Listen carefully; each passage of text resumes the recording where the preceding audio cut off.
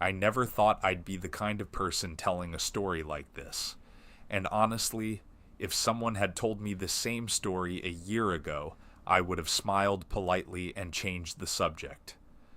But I need to say this out loud, to someone, because keeping it inside is doing something to me that I don't like. So here it is. All of it. My name is Nora. Last spring, I was 31, working as a veterinary technician at a mid-size animal hospital in Scottsdale, Arizona. I lived alone in a second-floor apartment in one of those beige stucco complexes that all look the same from the highway.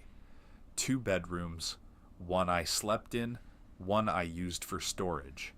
My mom had passed 2 years before, and my dad lived in Michigan with his new wife, so I didn't have much family nearby.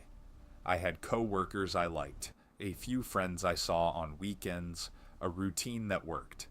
I wasn't unhappy. I want to be clear about that, because what happened to me wasn't about loneliness or sadness or some gap in my life that made me vulnerable. I was fine. I was normal. That's what makes this so much worse. My apartment complex had an underground parking garage. Nothing fancy.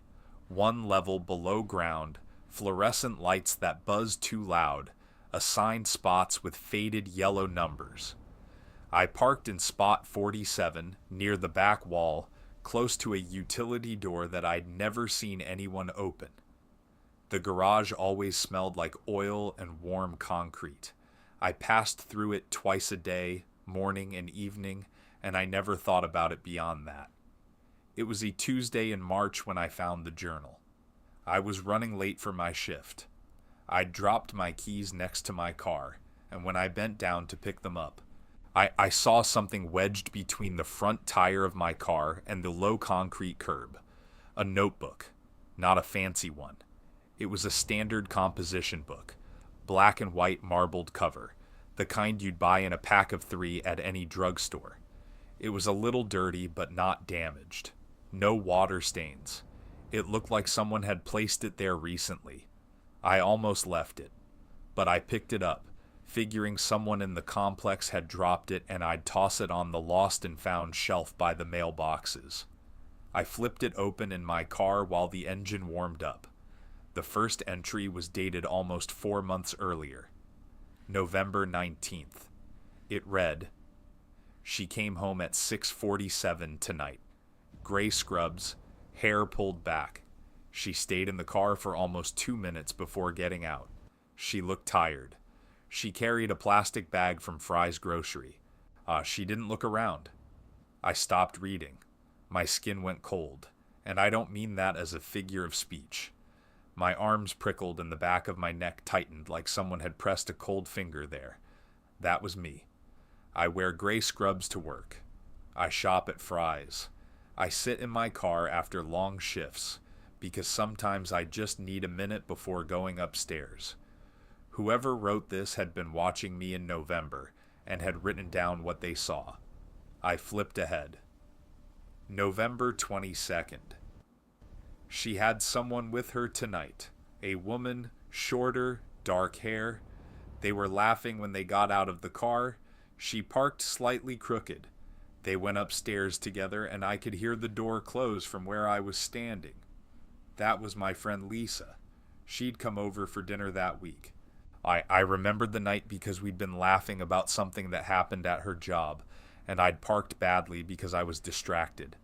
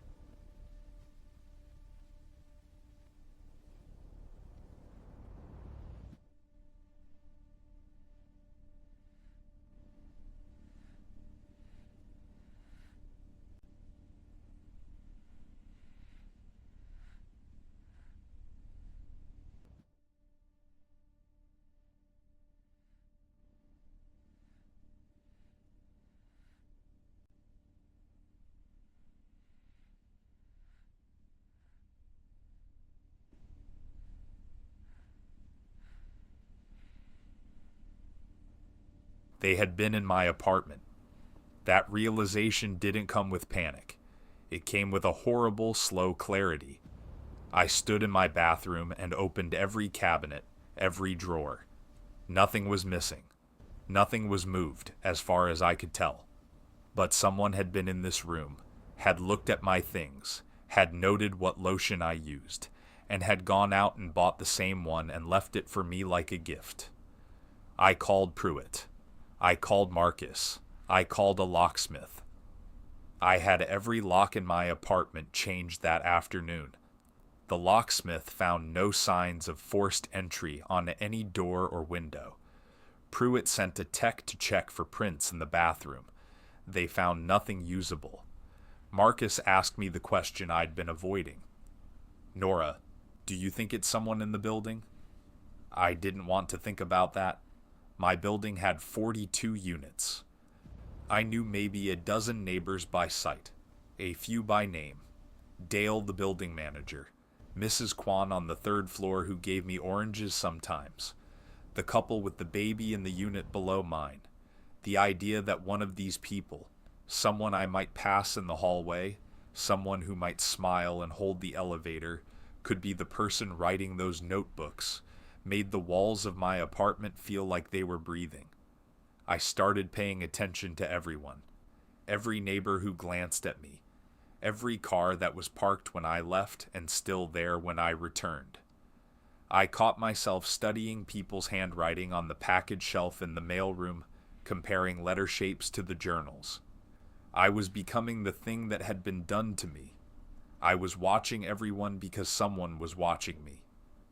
2 weeks passed. No new notebooks, no objects, and the camera caught nothing. Pruitt told me the prints came back empty. No match in any database. She said the composition books were sold at approximately 11,000 retail locations in the state and weren't traceable.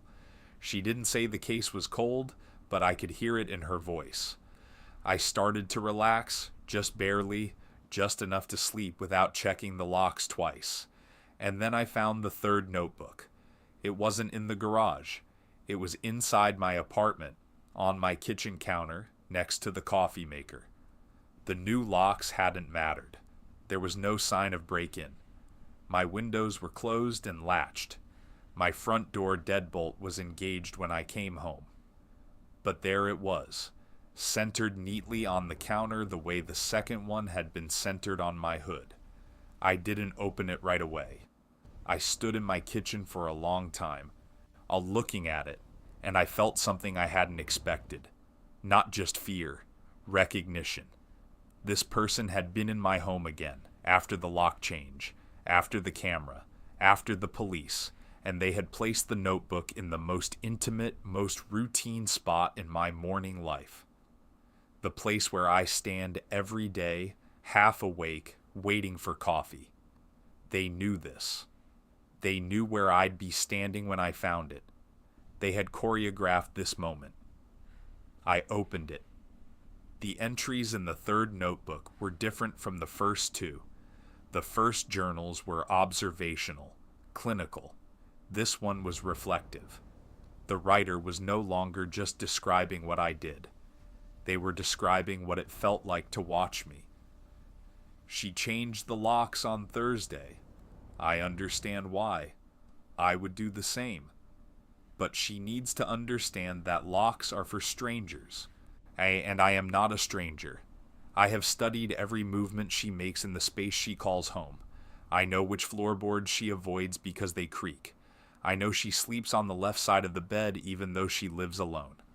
I know she talks to herself when she cooks, not full sentences, just words, like she's reading a recipe from memory. I am not outside her life. I am a margin note in it. I have been here long enough that removing me would leave a gap she'd feel even if she couldn't name it. I read that paragraph 4 times. Each time it got worse. Not because of the threat. Because of the confidence. This person genuinely believed they had become part of my life, that their watching had woven them into the fabric of my routine so deeply that I would somehow feel their absence. And the most disturbing part, the thing I've never said to anyone until right now, is that for about 5 seconds, I understood what they meant.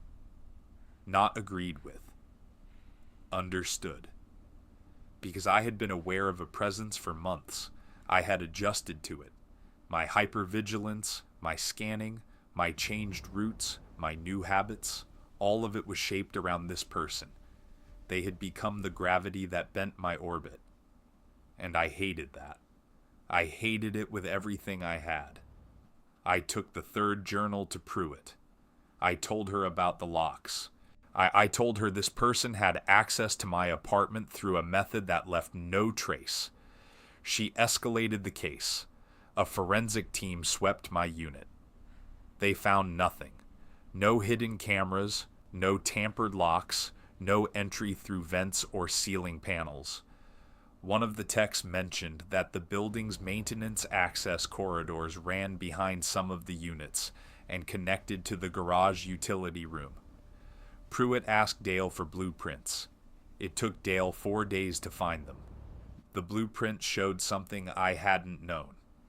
My building was constructed in 1987 with a continuous service corridor running behind the kitchen walls of every second-floor unit. It was designed for plumbing and electrical access.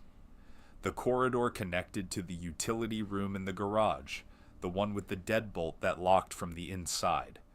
My kitchen shared a wall with that corridor, and in the blueprint, there was a small access panel behind where my refrigerator sat. Marcus helped me move the refrigerator. Behind it, low on the wall, there was a panel about 2 feet wide and 3 feet tall, painted the same color as the wall. It had no handle. It had 2 flathead screws holding it in place. When Marcus removed the screws, the panel swung inward. Behind it was a narrow corridor, unlit, running the length of the building. The air that came out was warm and stale and carried a smell I can only describe as human. Not decay, not filth.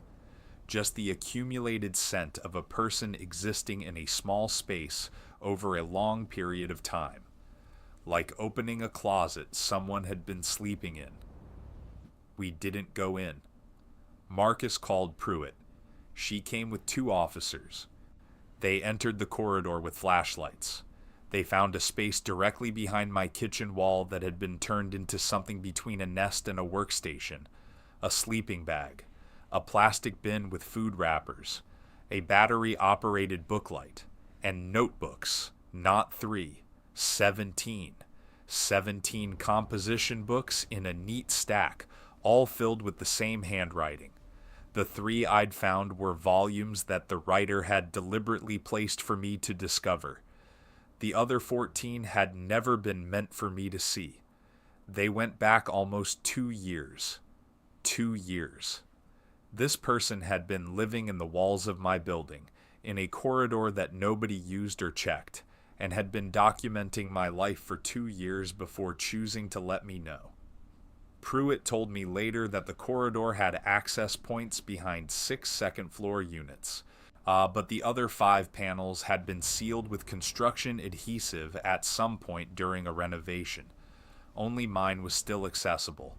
Whether that was an accident or whether someone had specifically maintained access to my unit, they couldn't determine.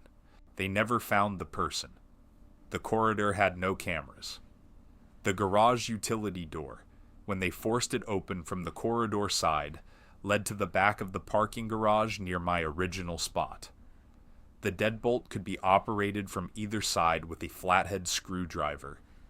Whoever had been living there had cleared out before the search, or had another exit that the blueprints didn't show. I moved out that weekend. Marcus and Lisa helped me pack. I didn't take the refrigerator. I didn't take anything that had been near that wall. My lease had 4 months left, and I paid the penalty to break it and didn't care. I live in a different part of the city now. A newer building. No underground garage. I park in an open surface lot where I can see the sky and every direction at once. I had the building plans pulled before I signed the lease. No service corridors, no access panels. My walls are just walls. Pruitt calls me every few weeks. The case is still open. They pulled DNA from the sleeping bag, but it didn't match anyone in the system. The notebooks are in evidence. She told me once, carefully, that the later volumes, the ones I never saw, contained passages that were almost tender. Descriptions of my voice through the wall, notes about my breathing patterns at night, observations about which songs I hummed while cooking, and what they might indicate about my mood. She asked me if I wanted to read them. I said no. I meant it then, and I mean it now. Here's what I want to say. The thing I've been building toward this whole time. The scariest part of this wasn't the journals, or the corridor, or the sleeping bag. It wasn't even the idea that someone had been inches from me, separated by drywall, for years. The scariest part was the 5 seconds where I read that paragraph in the third notebook and understood it. The moment where the logic of obsession made a kind of sense to me. Because the writer was right about one thing. They had been in my life long enough to leave a shape. And when I moved, when I was finally in a clean apartment with verified walls and open parking and good locks, I felt the absence. Not of the person. I want to be very clear about that. I don't miss whoever did this. I don't feel connected to them. What I felt was the absence of the alertness. For months, every nerve in my body had been tuned to the possibility of being watched. When that tension lifted, I didn't feel relief. I felt like I'd gone deaf in one ear. Like a frequency I'd grown used to had been switched off, and the silence was its own kind of presence. That's fading now. My therapist says it will keep fading. I believe her. But I check behind my refrigerator once a week. I pull it out from the wall. I look at the solid surface behind it. I push it back. It takes about 5 minutes. My therapist knows I do this, and she says it's fine for now. It's a ritual that gives me confirmation, and eventually I won't need it. But I'll tell you what I haven't told her. Last month I was doing laundry in the shared utility room of my new building. There was a bulletin board on the wall with flyers and notices. Someone had pinned a handwritten note about a lost cat. Black and white. Answers to the name Olive. Standard lost pet note. But I stood there and looked at the handwriting for a long time. The letters were neat. Consistent. Every letter the same size. No corrections. It's a common handwriting style. Plenty of people write like that. I know this. I told myself this. But I took a photo of it. And I compared it to the photos I'd taken of the journal pages before turning them over to Pruitt. I keep those photos in a locked folder on my phone that I should probably delete. The handwriting wasn't the same. It wasn't. The lowercase a was different. The spacing between words was wider. It was a different person's writing, and I proved it to myself with evidence. And I still walked through every floor of my building that night, at 11 o'clock, looking at doors, listening. Not because I thought the person had found me, but because my body doesn't believe what my eyes confirm. My nervous system has a memory that operates on its own schedule, and some Tuesday nights it decides that safety is a theory that needs to be tested again. I'm telling you this because if you live in an older building, especially one built in the 80s or 90s, you should find out what's behind your walls. Request the blueprints. Ask about service corridors and access panels.